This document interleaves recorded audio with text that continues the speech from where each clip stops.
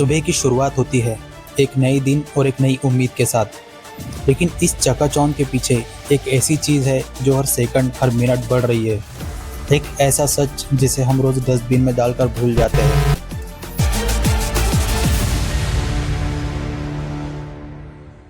Central pollution control board के मुताबिक India में हर रोज़ लगभग 1,50,000 से 1,60,000 metric ton municipal solid waste निकलता है। आपको लगता होगा आप अकेले कितना ही कचरा निकालते होंगे। एक औसत भारतीय शहर में रहने वाला इंसान रोज़ाना 300 से 600 ग्राम कचरा जनरेट करता है। सुनने में ये नंबर कितना छोटा लगता है ना, लेकिन जब 140 करोड़ लोगों का कचरा एक साथ मिलता है तो ये एक बड़ा नंबर बन जाता है। इस कचरे में सबसे खतरनाक है प्लास्टिक वेस्ट। हर दिन 26,000 टन प्लास्टिक निकलता है, लेकिन अफसोस हम सिर्फ 15,600 टन ही कलेक्ट कर पाते हैं। बाकी का प्लास्टिक हमारी नालियों, नदियों और मिट्टी में गुम हो जाता है। और कहानी यही ख़त्म नहीं होती। हॉस्पिटल और क्लिनिक से हर रोज़ 650 से 700 मैट्रिक टन बायोमेडिकल वेस्ट निकलता है, जिसमें पुरानी सुइयाँ, बैंडेजेस और दवाइयाँ होती हैं। और जिस डिजिटल इंडिया पर हमें गर्व है, वही इंडिया दुनिया का तीसरा सबसे बड़ा ई वेस्ट जनरेटर है। साल भर में 10 से 15 लाख टन पुराने कंप्यूटर्स, फ़ोन्स और इलेक्ट्रॉनिक्स कचरे में फेंके जाते हैं, यानी रोज़ का 3,000 से 4,000 मीट्रिक टन। अब आप सोच रहे होंगे कि हमारे देश में इतना सारा कचरा डेली निकलता है तो वो जाता कहाँ है। रोज़ाना इतना लाखों टन कचरा शहरों और गाँव से निकलने के बाद ये एक पूरे सिस्टम के जरिए अलग अलग जगहों पर पहुँचता है। इस पूरे सफ़र को वेस्ट मैनेजमेंट चेन कहते हैं।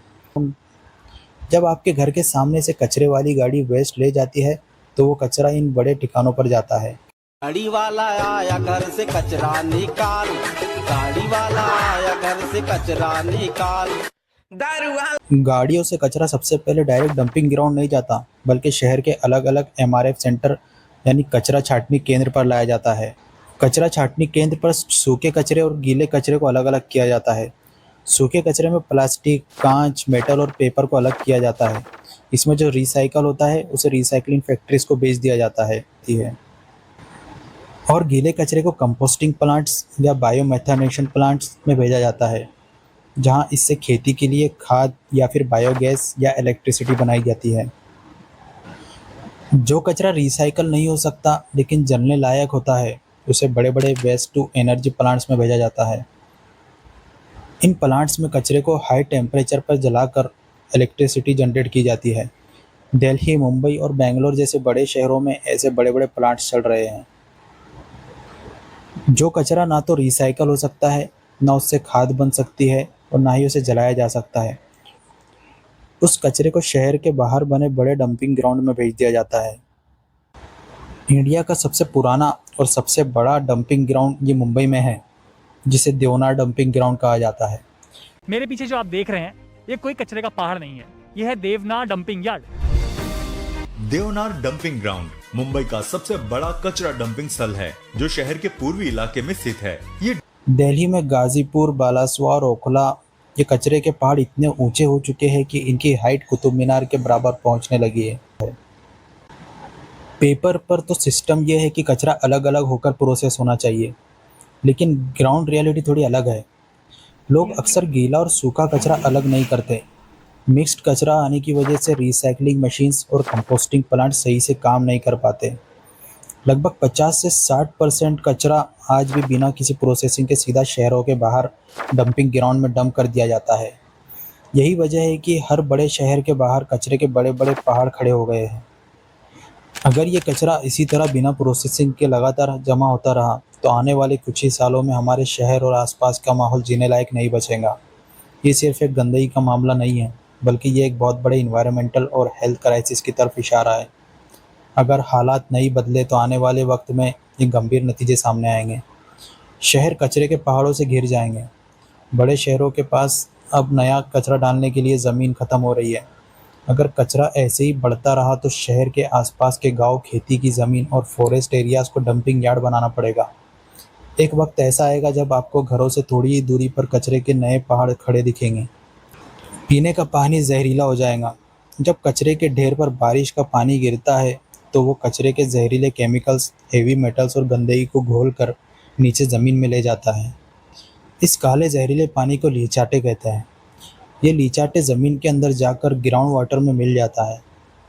इससे आसपास के पूरे इलाके का पीने का पानी कैंसर, किडनी फेलियर और लीवर की बीमारियां पैदा करने वाला जहर बन जाएगा। बीमारी मान नहीं पड़ते आप लोग? बीमार पड़ते हैं। मेरे पापा को खुद ब्लड कैंसर हो गया था। ब्लड कैंसर हो गया, लुकमेनिया ब्लड कैंसर हो गया। पानी हमने देखा, पानी वो मोटर पानी लगा बिल्कुल रखे हैं। पीला, वो केजरीवाल का जो शराब था ना, सेम वैसा पानी हमारे यहाँ। कचरे के ढेर में जब गीला कचरा बिना ऑक्सीजन के सड़ता है तो वहाँ मीथेन गैस बनती है।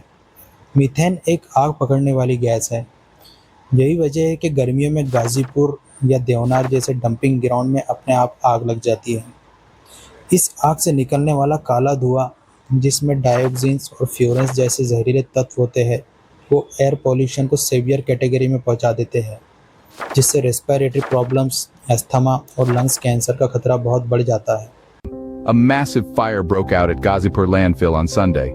Also, the toxic gases pose a serious climate challenge. The residents? They're left gasping for breath, grappling with health hazards amidst the polluted environment. कचरे के खुले ढेर मक्खियों, मच्छरों, चूहों और स्ट्रीट डॉग्स के लिए सबसे बड़ा ब्रीडिंग ग्राउंड है। डेंगू, मलेरिया, चिकनगुनिया और प्लेग जैसी बीमारियां शहरों में आम हो जाएंगी।